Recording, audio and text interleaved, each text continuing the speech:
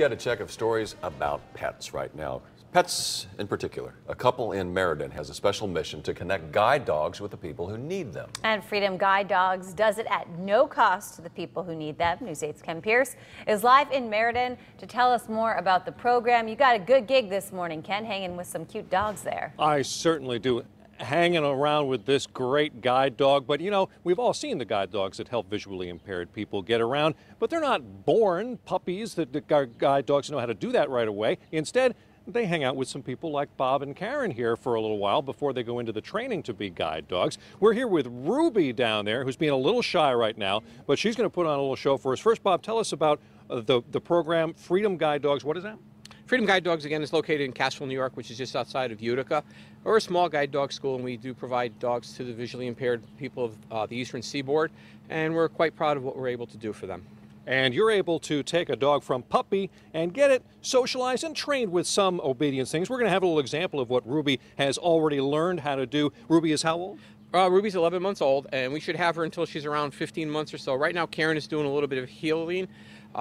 Very basic operation for a dog to do. This is what they'll be doing as a trained dog. She's putting her into a sit right now and working on a down. And this is, again, all important things that they need to have skills in as they are going to guide people in the future.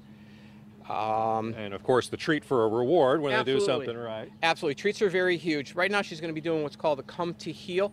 This actually prepares the puppy for being able to get into its harness at a later date, because they're actually told to come to heel, and the handler holds the harness out and they'll slide into the harness. Right now we just did a little bit of turn and we're heading back down the driveway. Again, just some very basic leash walking, and now we got a little bit of a sit and a halt. And you've been training dogs like this for how long? My wife and I started in 1986. And how many dogs have you had? Ruby's number 20, and we're quite proud of being able to help the visually impaired community. It's been a lot of fun for all of us. I want to ask one quick question to Karen here. And Karen, we talked about this earlier, but how tough is it to, after 14, 15 months, say goodbye to these dogs? When we let our first one go, it was very, very hard. We thought that the world was coming to an end, but as we've met visually impaired people and we know what a difference it makes to their life, it makes it a little easier for us knowing that as much as we want to keep the dog, someone else really needs them to make their life free and independent. So it's just nice for us to have a part in that and to have puppies in the house all the time. And we hope that they take a piece of us with them and we keep a piece of every one of them with us. So. And you get to get another dog after that. Exactly. That's a nice part.